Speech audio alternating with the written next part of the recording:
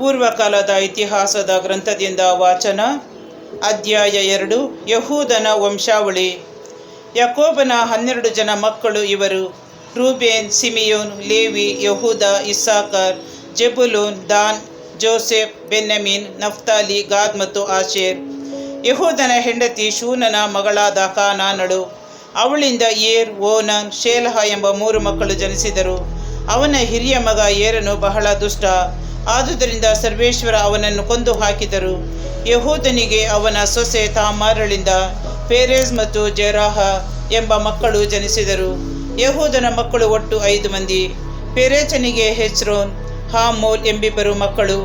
ಅವನ ಸಹೋದರ ಜೆರಹನ್ಗೆ 5 ಜನ ಮಕ್ಕಳು: ಜಿಮ್ರಿ, ಏತಾನ್, ಹೇಮಾನ್, ಕಲ್ಕೋಲ್ ಮತ್ತು ದಾರ. ಜೆರಹನ ಸಂತತಿಯಲ್ಲಿ ಕರ್ಮಿಯ ಮಗ ಆಕಾರನು ಸರ್ವೇಶ್ವರನಿಂದ ಮೀಸಲಾಗಿಟ್ಟಿದ್ದ ವಸ್ತುಗಳನ್ನು ಕದ್ದುಕೊಂಡದ್ದರಿಂದ ಇಸ್ರೇಲರಿಗೆ ಆಪತ್ತನ್ನು ತಂದಿದ್ದನು. ಏತಾನನಿಗೆ ಅಜರ್ಯನೆಂಬ ಒಬ್ಬ ಮಗನಿದ್ದನು. ಅರಸ ದಾವೀದನ ವಂಶಾವಳಿ. ಹೆಚ್ರೋಚನಿಗೆ 3 ಜನ ಮಕ್ಕಳು ಇದ್ದರು. ಅವರು ಎರಹ್ಮೇಲ್, ರಾಮ್ ಮತ್ತು ಕೇಲೂಬ ಎಂಬುವರು. ರಾಮನಿಂದ ಜೆಸ್ಸವರೆಗಿರುವ ವಂಶಜರು: ಅಮ್ಮಿನಾದಾಬ್, ಯಹೂದ ಗೋತ್ರದ ಪ್ರಮುಖ ವ್ಯಕ್ತಿಯಾದ ನಹಶೋನ, ಸಲ್ಮನ, ಬೋವಜ, ಓಬೇದ ಮತ್ತು ಜೆಸ್ಸೆ. ಜೆಸ್ಸೆಯ 7 ಜನ ಮಕ್ಕಳು: ಏಲಿಯಾಬ್, ಅಮ್ಮಿನಾದಾಬ್, ಶಿಮ್ಮ, ನೇತಾನೇಲ್, ರದ್ದೆ, ಓಚೆ ಮತ್ತು ದಾವೀದ್. ಅವನ 2 ಹೆಣ್ಣು ಮಕ್ಕಳು ಚೆರೂಯ ಹಾಗೂ ಅಬಿಗೈಲ ಎಂಬುವರು.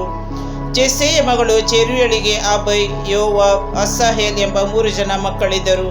ಅವನ ಇನ್ನೊಬ್ಬ ಮಗಳು ಅಬಿಗೈಯಳು ಇಸ್ರಾಯೇಲನ ವಂಶಜ ಯೆತೇರ್ ಎಂಬುವನನ್ನು ವಿವಾಹವಾಗಿ ಆಮಾಸ ಎಂಬ ಮಗನನ್ನು ಪಡೆದಳು.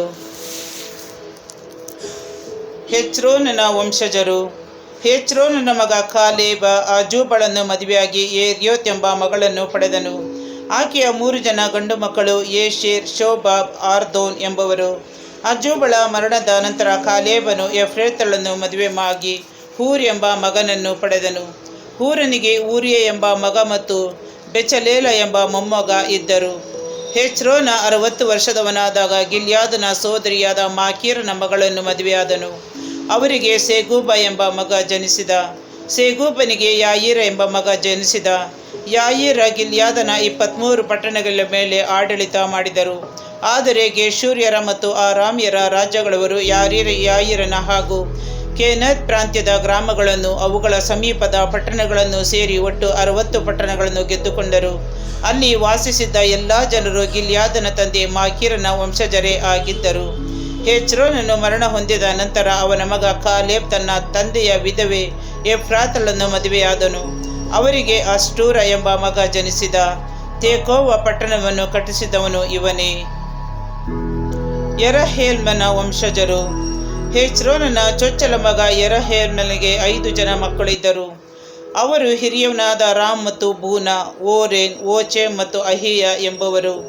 ರಾಮನಿಗೆ ಮಾಚ್, ಯಾಮೀನ್, ಏಕೇರ್ ಎಂಬ 3 ಮಕ್ಕಳಿದ್ದರು. ಎರಹೇಲ್ಮನಿಗೆ ಆಟಾರ ಎಂಬ ಇನ್ನೊಬ್ಬ ಹೆಂಡತಿ ಇದ್ದಳು. ಅವಳಿಂದ ಓನಾಮ ಎಂಬ ಮಗ ಜನಿಸಿದ. ಓನಾಮನಿಗೆ ಶಮ್ಮೈ ಮತ್ತು ಯಾದ ಎಂಬ 2 ಮಕ್ಕಳಿದ್ದರು. ಶಮ್ಮೈ ಮಕ್ಕಳು ಆದಾರ್ ಮತ್ತು ಅಬೀಷೂರ್. ಅಬೀಷೂರ ಅಬಿಹೈಲ್ ಎಂಬವಳೊಂದಿಗೆ ವಿವಾಹವಾಗಿ ಆಹ್ವಾನ್, ಮೋಲೀದ್ ಎಂಬಿಬ್ಬರು ಮಕ್ಕಳನ್ನು ಪಡೆದನು. ಅಬೀಷೂರನ ಸಹೋದರ ನಾದಾಬನಿಗೆ ಸೇಲೇದ್, ಅಪ್ಪಯಿಮ್ ಎಂಬಿಬ್ಬರು ಮಕ್ಕಳಿದ್ದರು.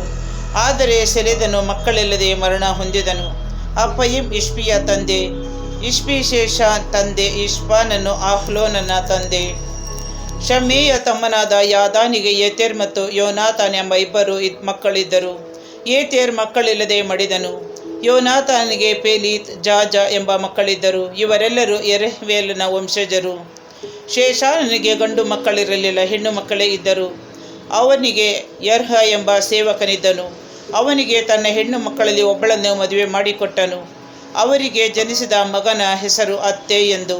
ಅತ್ತೈನಿಂದ ಎಲಿಮಾನವರೆಗೆ ವಂಶಜರ ಹೆಸರುಗಳು: ಅತ್ತೈ, ನಾತಾನ್, ಜಾಬಾದ, ಎಫ್ಲಾಲ, ಓಬೇದ್, ಯೇಹೂವು, ಅಜರ್ಯ, ಹೆಲೆಚ, ಎಲ್ಲಾಸ, ಸೀಸೈ, ಶಲ್ಲೂಮ, ಯೆಕಮ್ಯಾಯ ಮತ್ತು ಎಲೀಷಾಮ. ಕಾಲೇಬನ ವಂಶಜರು.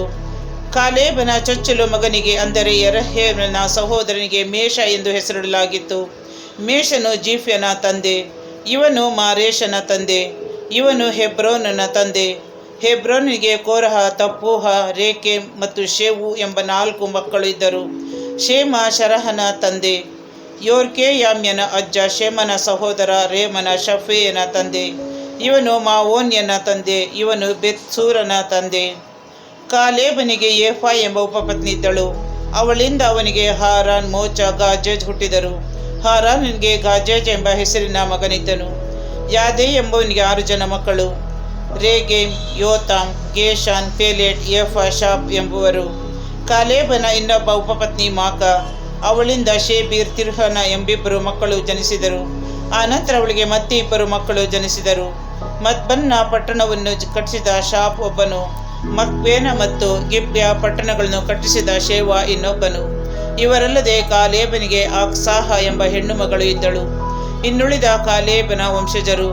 ಕಾಲೇಬನಿಗೆ ಅವನ ಹೆಂಡತಿ ಎಫ್ರಾತಳಿಂದ ಜನಿಸಿದ ಚೊಚ್ಚಲ ಮಗನ ಹೆಸರು ಹೂರ ಎಂದು. ಹೂರನ ಮಗ ಶೋಬಾಲ್ ಕಿರ್ಯಾತ್ಯಾರಿಮ್ ಪಟ್ಟಣವನ್ನು, ಅವನ ಇನ್ನೊಬ್ಬ ಮಗ ಸಲ್ಮ ಬೆತ್ಲೆಹೇಮನ್ನು, ಅವನ 3ನೇ ಮಗ ಹಾರೆ ಬೆತ್ಕಾದಾರ್ ಪಟ್ಟಣವನ್ನು ಕಟ್ಟಿಸಿದರು. ಕಿರ್ಯಾತಾರಿಮ್ ಪಟ್ಟಣದ ಸ್ಥಾಪಕ ಶೋಬಲನು. ಹರೆಯ ಜನರ, ಮಾನಹತಿಯರ ಅರ್ಧದಷ್ಟು ಜನರ ಹಾಗೂ ಕಿರ್ಯಾತಾರಿಮ್ನಲ್ಲಿ ವಾಸಿಸುವ ಏತೇರಿನವರ, ಪೂತ್ಯರ, ಶುಮಾತ್ಯರ ಹಾಗೂ ಮಿಶ್ರಾಗ್ಯರ ಪೂರ್ವಜನಾಗಿದ್ದನು. ಚೋರಾತ್ಯರು ಹಾಗೂ ಎಸ್ಟಾಯೋಲ್ಯರು ಈ ಗೋತ್ರಗಳಿಗೆ ಸೇರಿದವರು. ನೆಟೋಫ, ಅಟರೋತ್, ಬೆತ್ಯಾವಾಲ್ ಹಾಗೂ ಮಾನಹತಿಯರ 2 ಗೋತ್ರಗಳಲ್ಲಿ ಒಂದಾದ ಜೋರ್ಗದ ನಿವಾಸಿಗಳಿಗೆ ಬೆತ್ಲೆಹೇಮ್ ಪಟ್ಟಣದ ಸ್ಥಾಪಕ ಸಲ್ಮನು ಮೂಲ ಪುರುಷ ಆಗಿದ್ದನು. ಬರವಣಿಗೆಯಲ್ಲಿ ಮತ್ತು ದಾಖಲೆಗಳನ್ನು ನಕಲು ಮಾಡುವುದರಲ್ಲಿ ಪ್ರವೀಣರಾದ ತಿರ್ಯಾತ್ಯರು, ಶಿಮ್ಗಾತ್ಯರು, ಸುಕಾತ್ಯರು ಯಾಬೇಚಿನಲ್ಲಿ ವಾಸಿಸಿದ್ದರು. ರೇಕಾಬ್ಯರೊಂದಿಗೆ ಅಂತರ್ವಿವಾಹ ಮಾಡಿಕೊಂಡ ಕೇನ್ಯರು ಇವರೇ.